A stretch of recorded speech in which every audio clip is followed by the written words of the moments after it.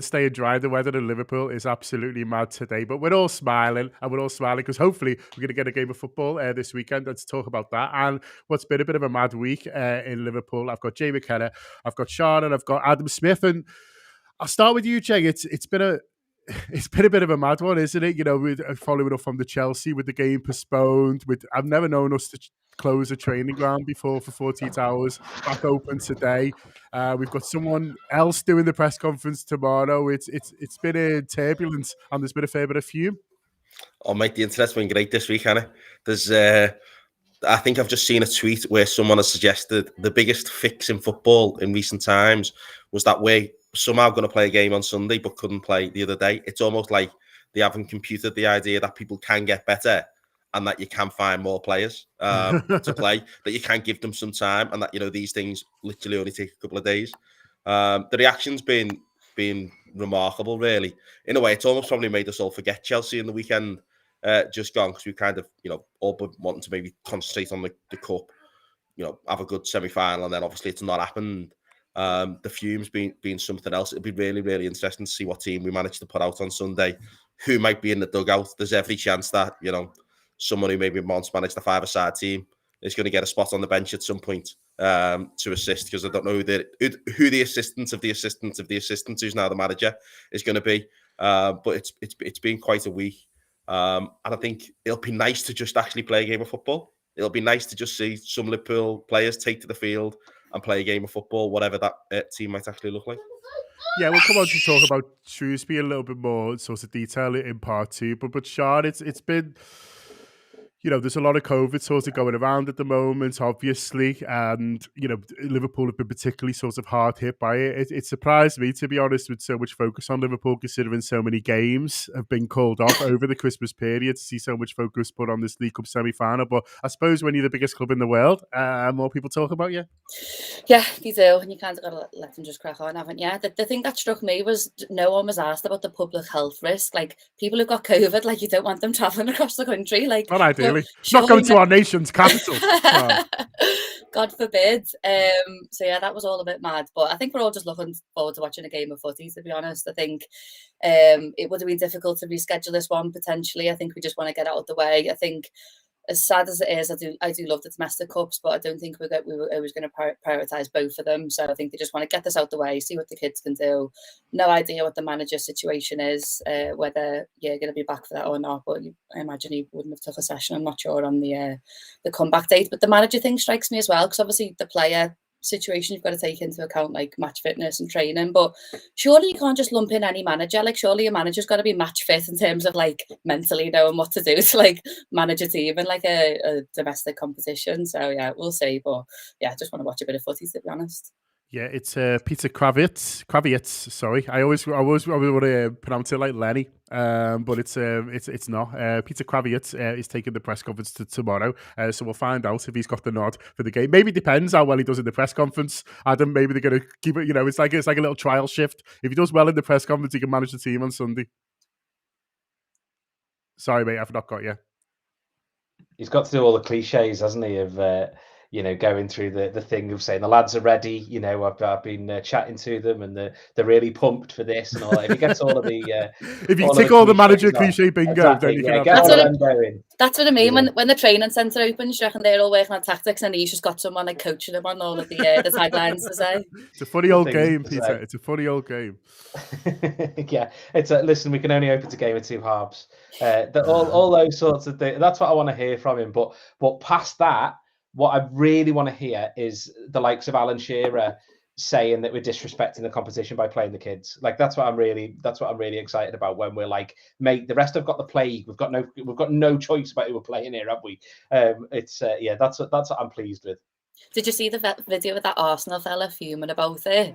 And he tried to reference the fact that Villa had to play the kids last year or whatever that year was. It was like, do you not remember the year before that when we had to put out the team against because we were playing in another competition? So fans are very fickle, aren't they? Well, Aston Villa actually tweeted a picture of the lineup themselves, trying to be a bit sort of easily. Yeah, the actual football club, Jay. The actual football club. Don't you understand the difference of, like, people being sick and, like, people being on the other side of the planet? There's like there is a very big difference. Yeah, no, everyone's completely Pairs load lost their heads. Let's all be pissed. I mean, you're off and on Bellend. Watch Adam. I feel like it's a hobby for you. So your Bellend antenna must have been going off this week, left, right, and centre. John, I was fuming. Honestly, like I was so angry about that fucking. I mean, it's ridiculous. Like that's just insane. Aside from anything else, and we'll have a loaf, we'll have a laugh, we'll have a joke, all that. More than 140,000 people have died of it in this country. And Liverpool are going, we've had to shut the training centre.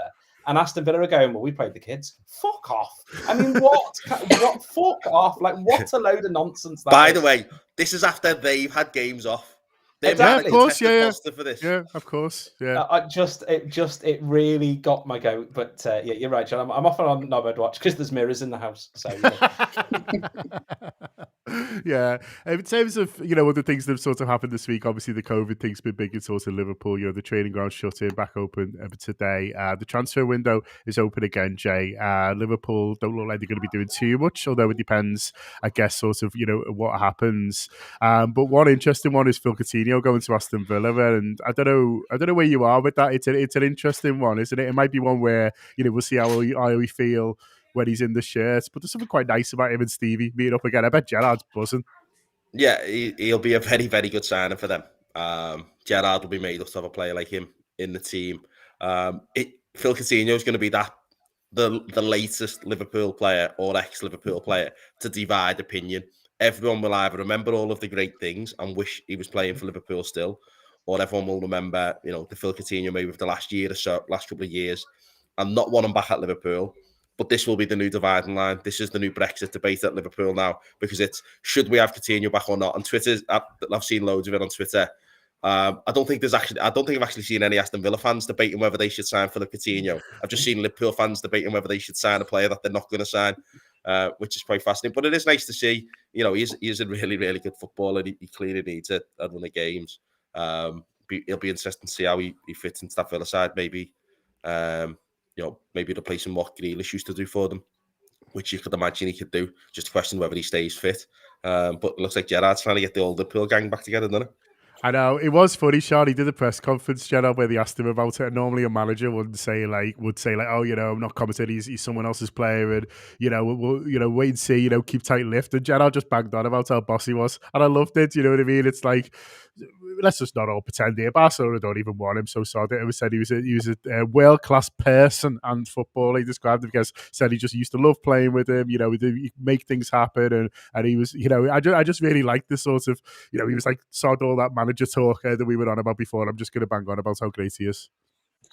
I think it's interesting to have gone as being like a teammate with someone, then managing them in like the hot seat of a Premier League club. I think it's almost like you're bringing your mate back. You kind of probably might want a night out with them or whatever, but to kind of put the hat on to the manager might be a bit difficult. But I'm so intrigued to see how he'll cope back in the Premier League.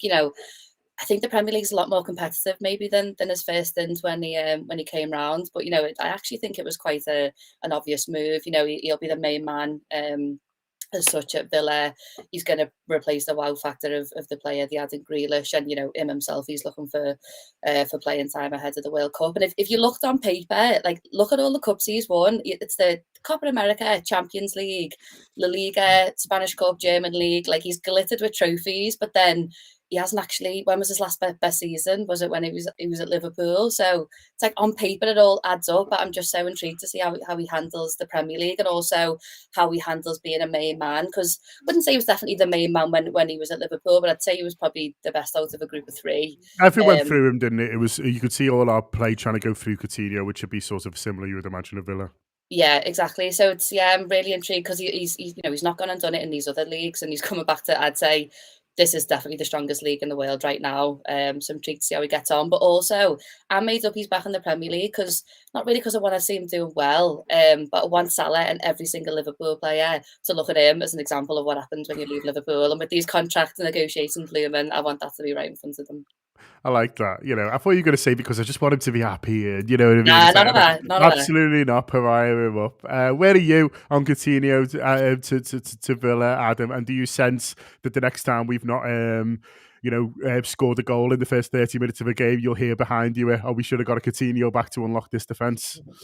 Like 100%. I've already seen on Twitter people saying, his ability to bang one in from 30 yards is, really makes a difference. I was like, but I was quite far back in the cop enough times to have nearly caught most of the other shots he had on goal. So let's not pretend that it was everything he hit was a goal. Like, I think he'll do well at Villa, exactly as I think Sian was saying. Then, like replacing that Grealish role that they've kind of lacked, isn't it? That's what they've been missing, is that mercurial thing going on, and I think that's what Coutinho can bring to the table.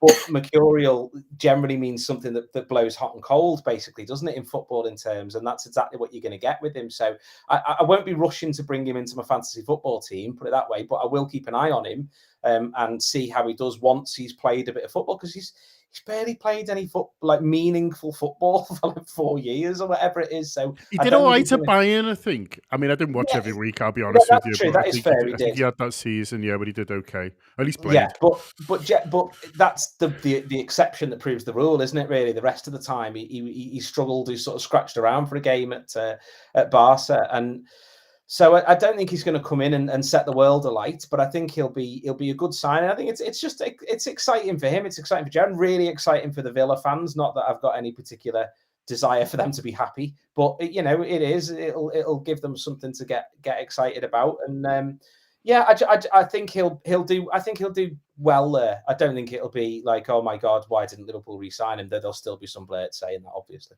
Yeah, I think they're just trying to get as many people together from that semi-final where they beat us in and around their squad. Maybe, I don't know.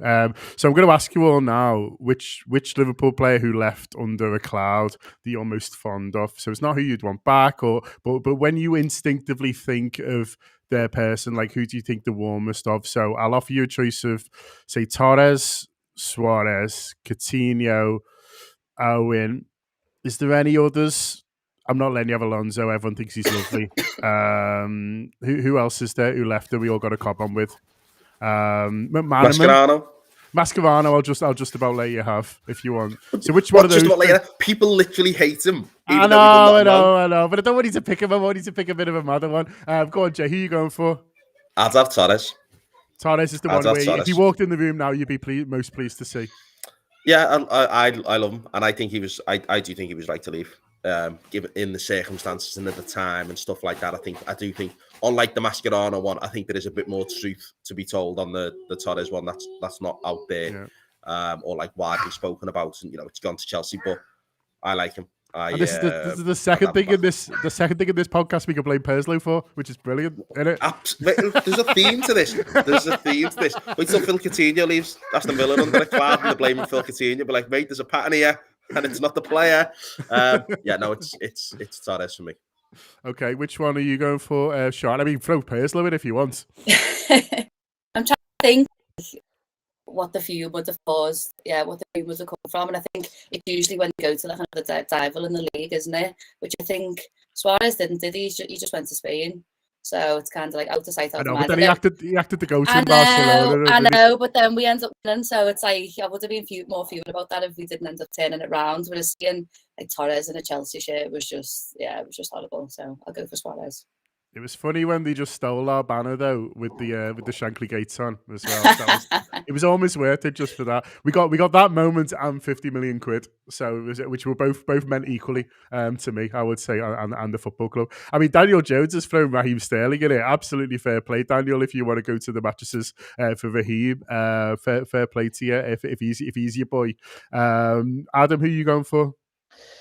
Well, I think given the question is that letter in the crowd that you have the strongest, like the happiest feelings for, I think Jay's right. It's Torres, and not least because he looks so hench now. Like he's properly isn't he? He's got like really massive, bulked up. He's and I like that because in my opinion, it makes him look slightly better, slightly less good looking. I think he looks slightly weird with it, with his like hunched shoulders and everything. Whereas previously he was a gorgeous man when he had that sort of slim, lithe physique. So and obviously I'm in favour of anybody looking slightly worse looking than previously because I've done that every day of my life. So I'm moving steadily towards that as a target. He looks like one of the baddies in Dodgeball. You know, like one of the Exactly what he looks from like. the bad gym in the Yeah. team, Globo Gym. He looks like one of the trainers in Globo Gym now. It's absolutely insane. Okay, we'll leave that slightly mad part one behind. Then we're going to talk a little bit more about Shrewsbury in part two, and also any sort of FA Cup third man memories. Jay is going to sub out because he's a very important man. So Andy Heaton is going to very kindly step in. So Jay, lovely to see you, mate. Enjoy your football this weekend. Do you want to talk about any Everton games before you go? I love the way our favourite third round memory has to be an Everton game. It's Van Dijk, isn't it? It's Van Dijk. It is Van Dijk, but for the Everton fume, it's Curtis Jones. I reckon Everton would have been approaching that game similar to like kind of how Arsenal now are about the idea they could have played our kids.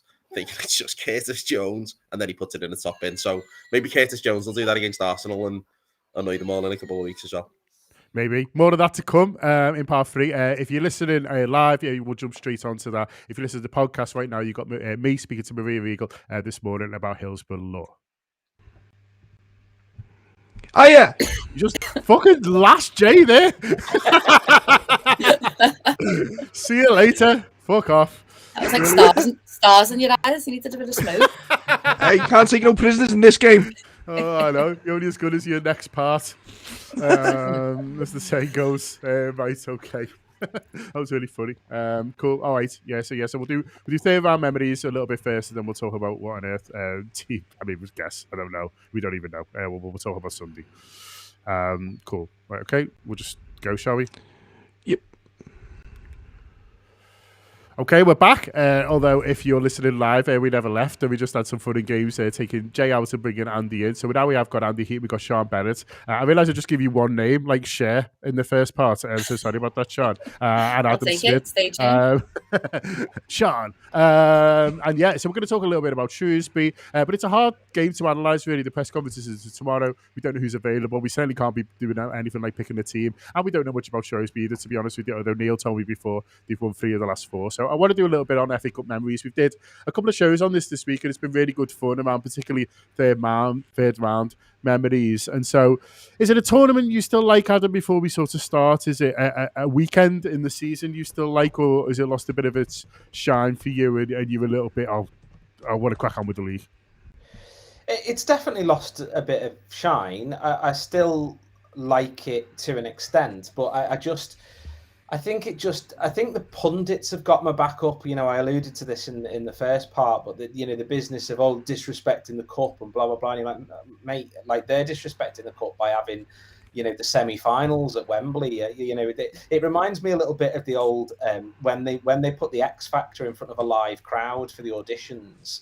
And you were like, there's no journey anymore. They're already in front of a live crowd. There's no journey. That's what they did when they made the semi-finals at Wembley. They've taken away the journey of getting to Wembley. I just like, because the semi-finalists enjoy it as well. So I think look, I'd like us to win it because I want us to win everything we enter, of course. But I just can't be bothered with it in a big way because of the sort of the nature of all the romance of the cup and all that sort of. And loads of the things where they point to the romance of the cup, it's generally not romantic. Like the Wimbledon thing against us, it isn't what people made it out to be. So it's all a bit of a nonsense, really. And actually, the FA Cup winner for the past 20 years or whatever, apart from Wigan, has just all been like one that would have been in and around the Premier League title anyway. So I don't know. It gets a bit carried away, and I think I just personally get a bit annoyed when people rave about something that I think is a bit crap, aka The Wire, like that sort of thing. I'll tell you. Whoa, no! Adam Smith. Nah. Exactly, this nonsense. Anything where somebody says to you, it gets really good in season 4. I haven't got that kind of time. I mean, we all have, let's face it. What else are you doing? We all have, let's face it. Can't believe he's dissed The Wire. Sian, would you like to stick up for the FA Cup or The Wire? Yeah, I've never watched The Wire, so SARS, not on that. Don't bother, shite.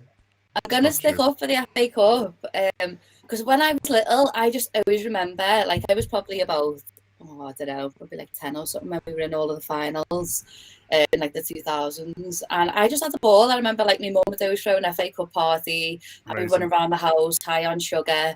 And it was just a great day, and Liverpool would always end up winning them, and it was boss, and we had the treble season. So I just think winning cups is what you support a team for. Do you know what I mean? Like, people who say you've got to prioritise different ones, for me, like, if Liverpool just won the League Cup this season, I'd be happy, because you did it to win trophies. You want to boast about being the most successful team in the country, and you do that with trophies, not by performing really well and finishing in the top 4. So I'm into it. I think the patience is hard, probably like the patience needed to watch The Wire. When you're in the third round now, everyone's like, oh, can't be asked with it. Everyone couldn't be asked with the early. You get to semi-finals, everyone can be asked with it, can't be? So you just got to grin and bear it, and hopefully at least get to the quarters, and we'll see. Andy, where are you on the FA Cup, The Wire, or indeed how they changed the X Factor? Listen, I mean, I never trust anyone who didn't like the last Bond movie. They're just Puritans who don't, they don't enjoy life. They just thrive on misery. So, you know, we can put that one to bed. But exactly, there you go. Point absolutely proven. I mean, he dissed McNulty, so, you know, I mean, Adam, it's been a joy having you on the Anfield Wrap. But we've all had a good ride. Listen, good luck in the future. If I'm getting kicked off the Anfield Wrap, it's almost certainly not because I think Bond and The Wire are shite. Trust me, mate. We've got a board meeting next week. I'm just saying. If we say now this is your last show, just slaughter everything you want to, Adam. Just say, well, if this is my last 10 minutes, then. I'm going down in flames. Right. On to Neil.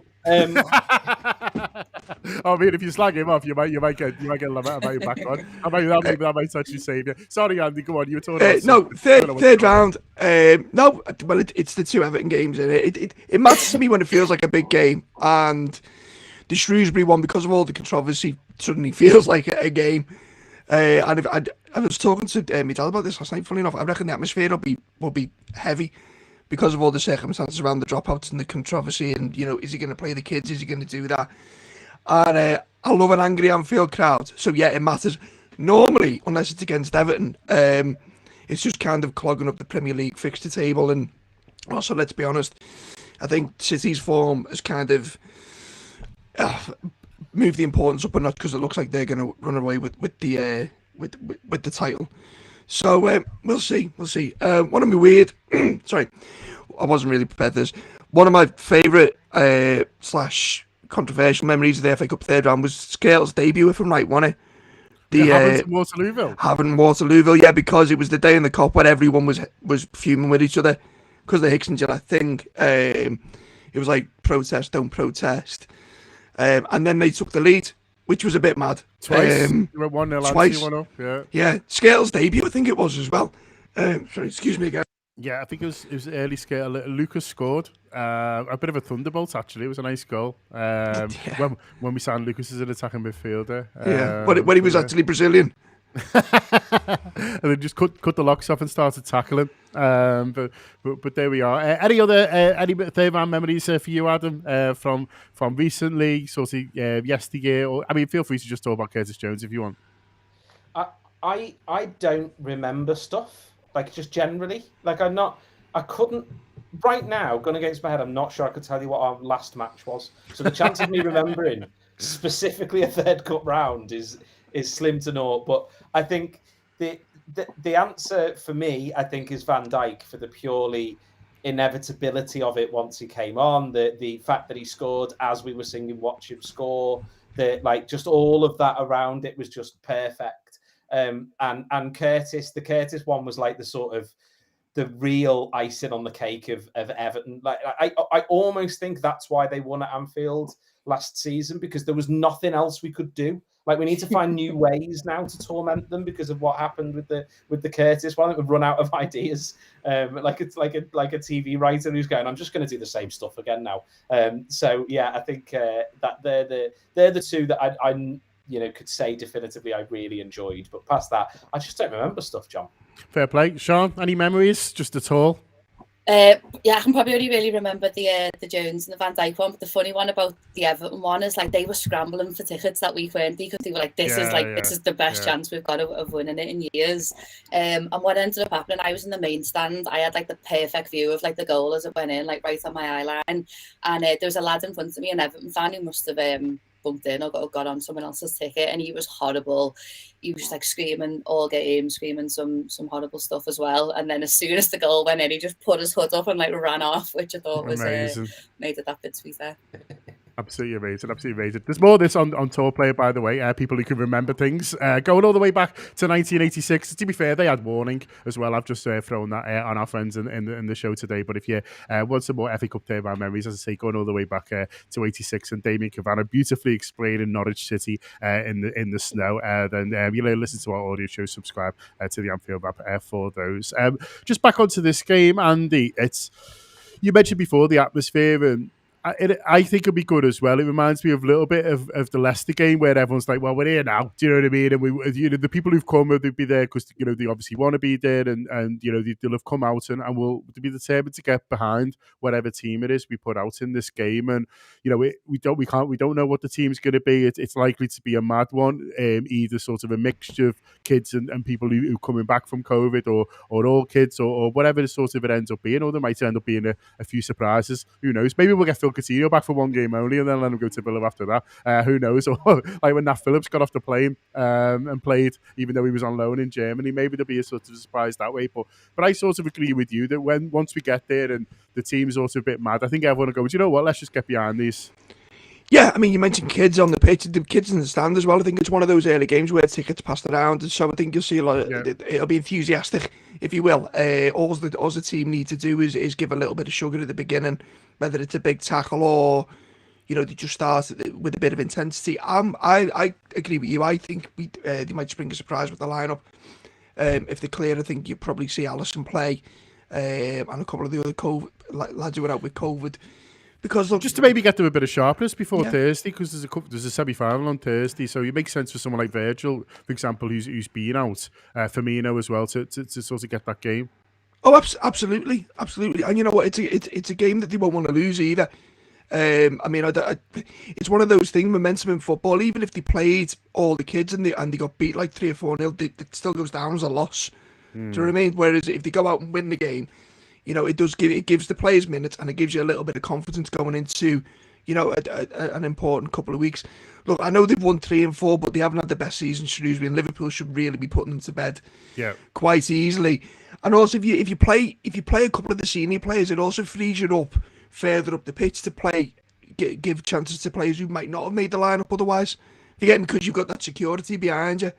So instead of playing like if Minamino was available, Minamino, you can play, one of the under 21. Kate Gordon or someone like that. Exactly. Yeah, exactly. So just give you that kind of security. So I think they'll go fairly strong, and everyone will fume because people do when anything to do with Liverpool now. And yeah, I'm looking forward to it. I go back to the crowd thing. I'll be excited, but I'm up for it. I'm bang up for it. Funny enough, new year, new start, and all that. And no, well, I've not been to a game since the Leicester League Cup game. Exactly. So I'm sort of bang up for it as well. Missed Leicester away. Obviously, we missed Leeds, Sean, didn't we? So we're a home game down. So you want to make the most of it. Yeah, you do. And I think atmosphere is a good point. That Leicester game second half be the best atmosphere I've maybe at Anfield all season. I think it was nice when we all first got back on the ground, but there's been some league games, maybe the Brighton game in particular, where it's like egg or the what comes first, the egg or the chicken. It's like who's going to get each one going. And I think Anfield needs a sense of jeopardy. It's an amazing atmosphere, don't get me wrong, but I think when there's nothing really right down the line, or when it's such a marathon like a league, it's hard to get the whole ground and that kind of one momentum. So I think it'll be good. I'm just wondering whether team news, I'm not even going to predict it. No, I'm not going to ask you the teams or predictions. It's like a full-time job, even just trying to keep up with all of the movements. But I'm just wondering whether if Liverpool are going to pay for of the Shrewsbury players, because I think, although I agree with your points on trying to get first teamers back in for a bit of sharpness and match fitness, what Klopp wouldn't want to do is risk the players who haven't had COVID yet and who could potentially pick it up off Shrewsbury, who we know have got the lower leagues have got lower vaccination rates and they can't afford to do such rigorous testing. But then I also wonder if we pay, is that going to uncover loads of positive tests on their team, and then are they going to get it called off? So who knows? It's like a game of chess, isn't it? But just looking forward to a game of footy. Thought Adam had got off then after the threats in the interval. Yeah, I mean, just to finish up, Adam, for me, with everything sort of going on at the moment, if there's just a game of footy to watch on Sunday, I think I'll be happy, to be honest with you. Wait and see who comes in with a red shirt, see how they do. If they go through, great. If they get beat, then fine almost as well. Do you know what I mean? I'm just hopeful you see a game and hopefully everyone comes through it all right. Yeah, I think it's part of the thing, isn't it, that you can't simultaneously be annoyed that we're not taking the FA Cup seriously, or that people don't take the FA Cup seriously, and then basically say we've got to play the dinner ladies. Like, you can't have it both ways. Like, it's a bit mad, and I think it's going to be a team where I think you're right. There will be some players because it just makes sense to try and get them a little bit of sharpness, a little bit of match fitness. But I just think we physically can't put together a team that's going to be all that strong because of the COVID cases and things like that. So I think it's going to. There's an argument it might be the maddest team that we've ever seen, and I'm bang on board for that. That would be really exciting if it's a completely bonkers team where we're looking and going, can't believe that Fabinho's in midfield with two lads that I've never even heard the names of before. That'd be great. So yeah, let's just enjoy watching the match. Hopefully, watching the match and getting a little bit of match sharpness before we go batter Arsenal and moaning little knobheads. That'd be good. Yeah. We all remember Mikel Arteta started all this, I'm sure. Do you know what I mean? If he hadn't got COVID, everything would have been fine. We'd have been in stadiums celebrating that title win and all that. That's probably not true. Is he patient zero, is he? I Is he think patient? so. I've heard it say, brought it back, brought it over. There we are. From Wuhan. He was there on holiday. No, none of this is true. But yeah, well, we shall see. I'm looking forward to Sunday. Just before we finish, Mark in apps, I think it is. It's all one word, so I'm trying to figure out where the things are. He says Krawiec in Polish means tailor, and then he's got brackets sewer. And Krawiec is a German version of this original Polish word. So there we are. Isn't that a beautiful piece of information to finish up on? I presume it means sour rather than sewer. That makes more sense. Thanks, Adam. Thank you. See, just when we thought he was out, he pulls us back in. There we are. That would make much. I was like, what's the sewer relevance? So there we are. He's a tailor, this fella. So hopefully he makes something beautiful this weekend. He can stitch it together, John. He can stitch it all together. I was looking for something, and Andy Heaton, the stitching together. I don't know. There's making a fucking something out of his toes here. I don't know. Hopefully he's great. Hopefully his press conference is brilliant tomorrow because I'm doing the team tour. Hopefully the Reds are brilliant on Sunday, and hopefully, I don't know, the tour live makes more sense next week. Up the Reds.